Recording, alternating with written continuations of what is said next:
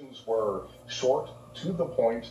He asked Ronald Reagan what it felt like to be shot after the assassination attempt on his life. And it seems like a simple question, but it triggered a really interesting answer. His interview with Marlon Brando is kind of legendary. It ended with a kiss on the lips from Marlon Brando to Larry King. He really had a way of getting people to open up.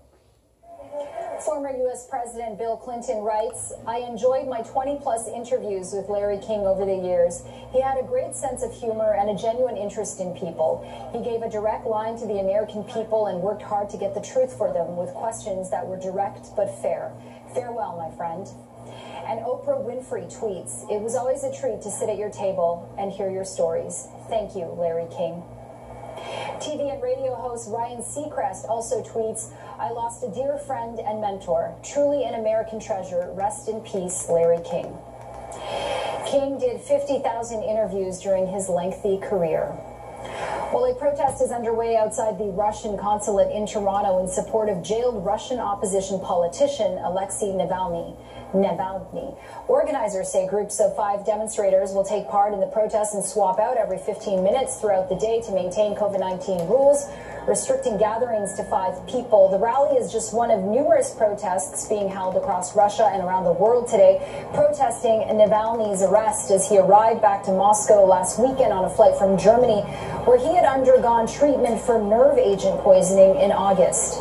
Over in Moscow, thousands of demonstrators filled Pushkin Square in the city center, where clashes with police broke out, and demonstrators were roughly dragged off by helmeted riot officers to police buses and detention trucks. Some were beaten with batons. More than 2,100 people were arrested across Russia, including Navalny's wife, Yulia.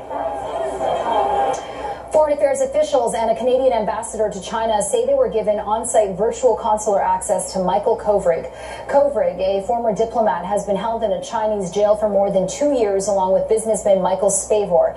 Their incarceration is in apparent retaliation for the arrest of a Chinese tech executive in Vancouver. No details about the virtual meeting have been released. The Canadian government continues to call for the pair's immediate release. Nova Scotia RCMP has called off the search for a sunken scallop dragger in the Bay of Fundy. The boat sank December 15th. 6 crew members were on board. While the body of crew member Michael Drake was found shortly thereafter, the bodies of the others remain missing. Just last weekend, video images of the boat emerged from a remotely operated underwater vehicle 2 kilometers off the coast. Officials have said the boat is about 60 meters under the surface, which is too far for underwater police divers to descend and recover any bodies that were on board. A small town in central England is dealing with severe flooding for the 2nd year in a row. The town of Boodley sits right on the River Severn. It was left devastated last year after the river burst its banks. Heavy rains over the past few days have once again caused severe flooding. Firefighters have been out in boats rescuing people who became trapped due to the floodwaters. Gutted, to be honest. It's took me years and years to buy a house. I buy one in a town I love, and it's flooded twice in 2 years. The UK's Environment Agency had warned of exceptionally high river levels during a recent storm. Police in central India used water cannon and tear gas to disperse a protest rally by the country's main opposition party.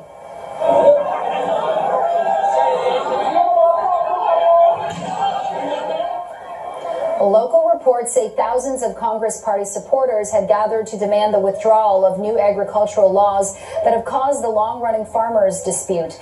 Tens of thousands of farmers have been blocking key highways connecting the capital with the country's north for nearly 2 months. The government insists the laws will benefit farmers and boost production through private investment. It is 3:19 and -5. You're watching Toronto's breaking news, CP24. We'll take a short break now, but when we come back, Patricia Jagger. Your groceries, or pick up your prescriptions, or maybe do curbside hello to your friends and family, or just get some exercise. It's really busy downtown. There's a lot of people, and I always find, even if it's cold, once we have the sunshine mixed in, the streets get a little bit busy. But I gotta say, pat on the back, everyone's doing their thing, everyone has their mask on, and it's really good to see people getting their exercise in. Get out that kind of brain fog and just feel a little bit better. So it's good to be here with you. Smiles and all. It was a restful week, a blessed week as well. So again, thank you for all the social media. It was really fun. We're together now. So your forecast, it's cold, but it's good, I gotta say, especially with the clouds at clearing, abundant sunshine until the 5 o'clock hour. Do you notice that? The sun now setting in the 5 p.m. hour. Days are getting longer. This is good, you know? You get a little bit more of that daylight mixed into your days. You feel a little bit better with all things considered. Friends, it's still -5 now, feeling more than double that, almost triple when you factor in that wind chill, and it's bigger. The wind chill is -13 downtown out of Pearson, -14 over to Guelph, and up through Markham and over to Oshawa. Not as bitter in the city of Burlington, where -4 feels -9. Our temperatures now around the Golden Horseshoe, though, at least the temps are not in the double digits, but I will say they are a little deceiving because it is cold. Then you factor in that wind chill, and it's bitter. But that sun is abundant, isn't it? It is a stunning looking day. Feeling cold, but again, if you have to get out and get your essentials done, I will say it is the best day to do it. Tomorrow, not too bad either. We're pretty much active weather-free with the risk of potential streams, kind of lake effect intensity firing up off of of course, the southeast shorelines and southern shorelines, affecting our friends through your Saturday, latter day, into Sunday early morning, but then by Sunday evening as well, we'll cloud over here in Toronto, and we'll get a couple of those lake effect cells and bands moving into town. It's not going to be a story of big snowfall story for us here downtown, more around the shorelines of Lake Huron and Georgian Bay, especially south and east shorelines, northern regions of, I would even say up towards the greater Sudbury region as well. Guys, I gotta say, we are below seasonal, and we haven't had this conversation too much for the year of 2021 just yet, but it's here, and the below seasonal convo continues into tomorrow.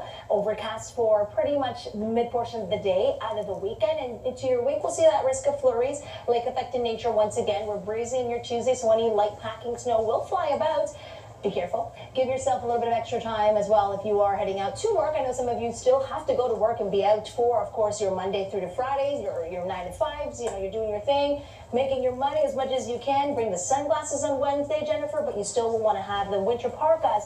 It's going to be still a little cold. We're in the flow now of real January. It's about time, though. We were really graced with some really nice temperatures. Stay warm. Nice to see you. Back to you. Okay, great to see you too, PJ. It's a combination of beach accessories and winter gear. I like the look. Whatever makes you smile.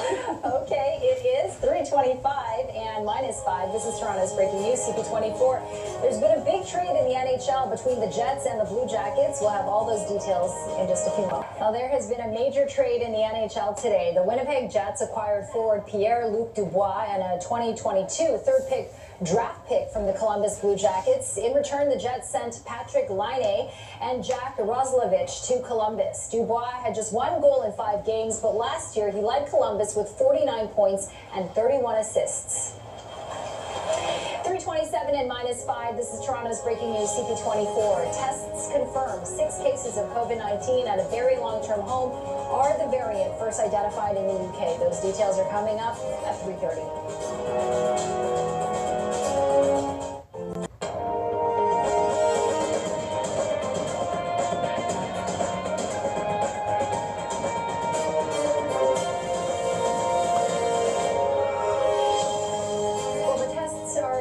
Confirmed 6 cases of COVID-19 at a very long-term home are the variant first identified in the UK. Details are coming up. Health Canada has approved a made-in-Canada rapid COVID-19 test. More on this straight ahead. And bundle up. It is a bone-chilling afternoon in the GTA. A mix of sun and cloud with a chance of flurries today and tonight. We'll have the complete weather forecast in moments with Patricia Jaggernaut. It is 3:30 and -5 from 299 Queen Street West. This is Toronto's breaking news, CP24. Good afternoon. I'm Jennifer Shung.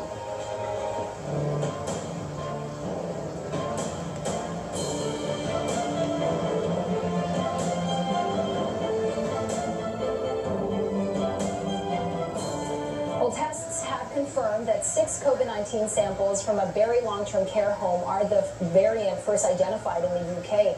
CP24's Mark Liverman joins us now with more on that. And Mark, this is a massive outbreak at this home, and 29 people have already lost their lives. Oh yeah, Jennifer, this is a massive outbreak, and in terms of the variant. This isn't something we've heard about a lot in the province. Now we're hearing about 6 separate samples at this long-term care home in Barrie, Jennifer, that have been confirmed positive for this UK variant. We know it's believed to be about 50% more transmissible than other variants of the virus.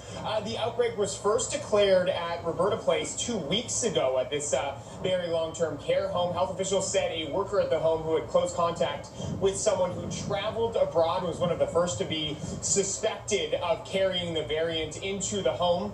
The worker did follow all precautions, tested regularly, didn't initially show any symptoms, but as of yesterday, 124 of 127 residents at the home tested positive for the virus, along with 84 staff members. At least 29 people have died at the home as a result. Earlier this week, though, Simcoe Muskoka District Health Unit ordered temporary leadership of Roberta Place to be given to Aurelia Soldiers Memorial Hospital to get the outbreak under control. Here's more from the SMDHU Medical Officer of Health. Take a listen. My concern is very high. This virus, this variant has proven to be highly infectious. It rapidly progressed through the home despite best efforts and has now affected many workers, other partners who responded to the situation, and even some household members of staff and those who responded to the situation. And Jennifer, according to the province, there are now 21 confirmed cases of that variant in the province, including the 6 they've now identified at Roberta Place. Back to you. Okay, thank you for that report, Mark. Well, we spoke earlier with CTV's infectious disease expert, Dr. Abdu Sharkawi, about the COVID-19 variant. We're in the midst of a bit of a shortage right now, but I think we will make up for that. And we've seen evidence of our transmission rates going down in places like Ontario and Quebec.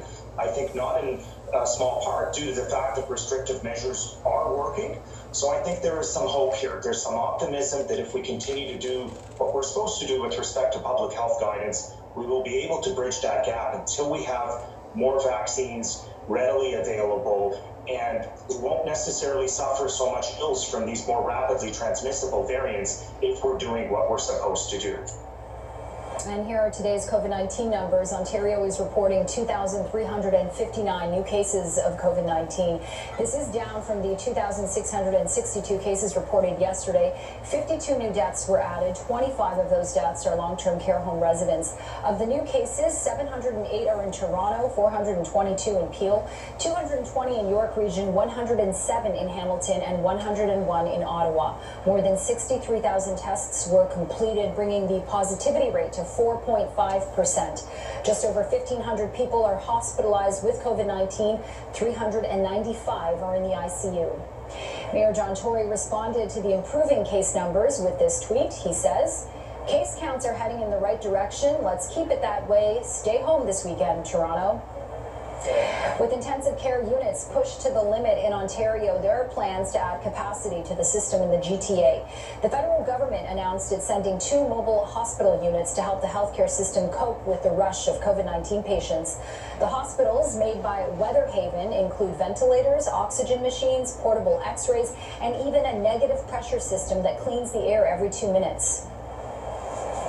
We wanted to be able to deploy it somewhere in the country, regardless of the logistics or the location or the weather, as quickly as possible. The 2 federal mobile health units will open as soon as possible. They will be available to the province until May 1st, depending on the COVID-19 caseload and ICU capacity in Ontario. Well, Ontario is expanding its big box store inspection blitz this weekend. Workplace inspectors are happening in Durham Region as well as at stores in Windsor and Ottawa. Inspectors will check to ensure these stores are following public health guidelines amidst the latest provincial lockdown. Inspections of retail establishments, restaurants that provide takeout meals, and gas stations will continue. If you want to get a COVID-19 test this weekend, a number of pop-up test sites are open today. Mayor John Tory tweeted some of the locations where people can get tested without an appointment. They include Dennis R. Timbrell Resource Center, TNO Youth Center, Oak Ridge Community Recreation Center, and The Hub at Warden Woods Community Center. And these sites are open between 1 and 7 p.m. The federal government is stepping up measures to slow the spread of COVID-19 as discussions with Pfizer appear to have fallen flat. Prime Minister Justin Trudeau says he spoke with the drug maker's CEO about the delay in vaccine shipments to Canada. Trudeau says Dr. Albert Bourla personally assured him Pfizer will send hundreds of thousands of vaccine shots to Canada next month. It comes as the company retools its plant in Belgium to ramp up manufacturing. Future deliveries from Pfizer will be reduced by up to 50% over a 4-week period. Well, not everyone wants to be vaccinated against COVID-19. Puneet Tiwari, legal claims manager with Peninsula Canada, joined us to talk about whether employers can force their staff to get inoculated. This is probably the hottest topic right now in employment law. People are curious about the vaccine, and employees are curious about the vaccine. So this is a top question we get, whether it's our consultants or advisors, speaking to clients. We're often fielding questions just like this. Can I force my employees to get the vaccine? Do they have to get the vaccine? And actually the best thing is for the employer to have a policy in place before widespread rollout on what they're going to do regarding the vaccine. With a reduction in vaccine shipments, the federal government is trying to curb non-essential travel as coronavirus variants continue to spread internationally. Ottawa is looking at imposing a mandatory COVID-19 quarantine in hotels for travelers returning to Canada. This would be in addition to air travelers requiring proof of a negative COVID-19 test before arriving in the country. The Trudeau government is also looking at more ways that would make it harder for people to return from foreign trips, all in an effort to discourage non-essential trips. Quebec Premier François Legault is again calling on Ottawa to ban non-essential international flights. The plea comes as Quebec is reporting 1,685 new cases today. Legault says he's worried Quebecers will catch a new variant of COVID-19 while away and bring it back to the province. Legal experts say a ban on non-essential travel violates mobility rights guaranteed in the Charter of Rights and Freedoms. Yesterday, Prime Minister Trudeau said the government is considering new measures that would impede Canadians' ability to return to the country. Health Canada has approved a made-in-Canada rapid COVID-19 test. Spartan Bioscience says its Spartan Cube can provide results within an hour. In April, the product was given the green light by Health Canada, and the company began shipping them out. But within weeks, Spartan voluntarily recalled the 5,500 tests after Health Canada expressed concerns related to their effectiveness. Spartan resubmitted its application last month and says the rapid test can help provide quality results to remote communities and settings with limited lab access. It's really easy to use. It takes less than 60 minutes from sample prep to actually getting results. It's accurate and it's very portable. You can bring it anywhere. So this will be useful not only in hospitals, in offices, in clinics, in remote areas. So I think this is what is exciting Health Canada, and it's exciting you to really give us more tools in our toolbox, or I should say more weapons in our war box against this fight against this COVID-19 pandemic that I see every day at the hospital. Michelle Hode, CEO of the Medical Laboratory Professionals Association of Ontario, talked to us about rapid testing in Ontario. Our lab people are still involved in these tests. So I think a lot of people thought originally it was going to be like a home pregnancy test. So you take it, you're going to find out really quickly and look at the results. That's not at all how they work. And so we thought, great, it was going to save, potentially millions of tests going into our lab. That is not the case either. We still need a human to actually run the instrument. And Spartan is establishing a new supply of the tests for Canada, which the company says will be much needed this year.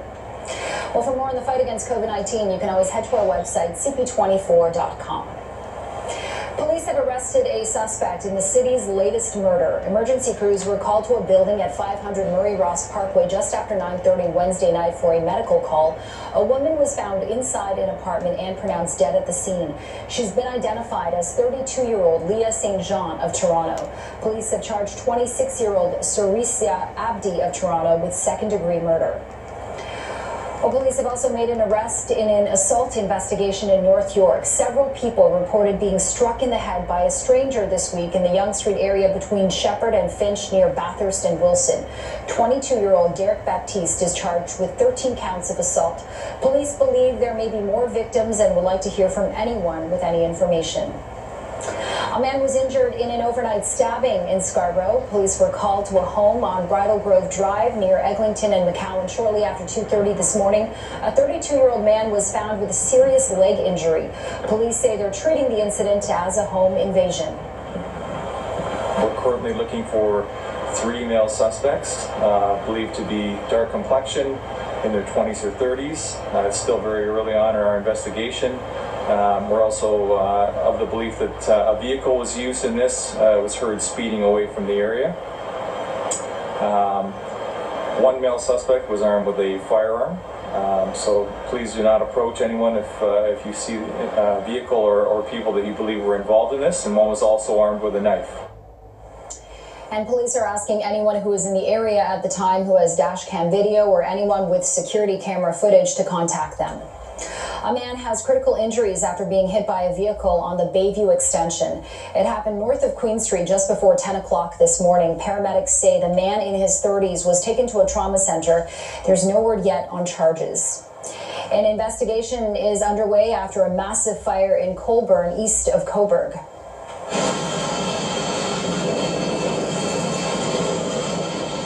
The fire broke out at the Golden Rooster restaurant downtown around 6 o'clock last night. Flames engulfed the building, which is located next to the municipal hall. According to the town's mayor, the restaurant was closed for the night and no injuries were reported. The Ontario Fire Marshal is investigating what caused this fire. Just a reminder, there's no subway service today and tomorrow on Line 1 between Finch and St. Clair stations. The service interruption is due to construction work on the Eglinton Crosstown LRT. Shuttle buses are operating. It is 3:43 and -5. This is Toronto's breaking news. CP24 broadcasting icon Larry King has passed away. We'll have more on this after the break. Some sad news to report. Veteran broadcaster Larry King has died. His media company confirmed the news this morning, saying King died at Cedars-Sinai Medical Center in Los Angeles at the age of 87. King, whose broadcasting career spanned 63 years, spent 25 years hosting Larry King Live on CNN. While his cause of death has not been confirmed, he was hospitalized last month with COVID-19. King, who lost a son and a daughter in 2020, has 3 surviving children. He was married 8 times, a couple of times to the same woman. He was, I think, probably as flamboyant in his private life as the suspenders on television would suggest that he was on television as well. He had lots of marriages, tragedy with his children passing away in the last year or so, and also with heart attacks and some medical conditions that plagued him throughout the latter part of his life. Singer Celine Dion writes, "I'm sad to learn about Larry King's passing. He was such a kind gentleman, and he made us all feel as though we were speaking with a lifelong friend. There will never be anyone like him, and he will be missed by many. My sincerest condolences to his family and friends, Celine." Former U.S. President Bill Clinton writes, "I enjoyed my 20-plus interviews with Larry King over the years. He had a great sense of humor and a genuine interest in people. He gave a direct line to the American people who worked hard to get the truth for them with questions that were direct but fair. Farewell, my friend." King did 50,000 interviews during his lengthy career. The chair of the British Medical Association is calling on the UK government to shorten the gap between doses of the Pfizer COVID-19 vaccine.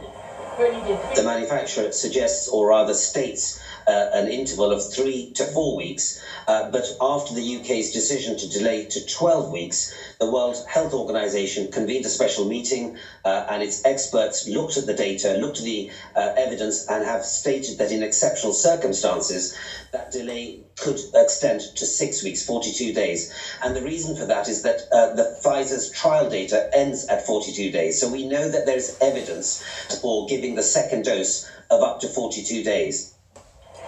Currently in Britain, people eligible for the Pfizer vaccine can get their second dose up to 12 weeks after their first. The BMA says there is no scientific justification for this gap and is urging the British government to follow Pfizer's guidelines. AstraZeneca says it will ship fewer doses of its COVID-19 vaccine than anticipated to the European Union.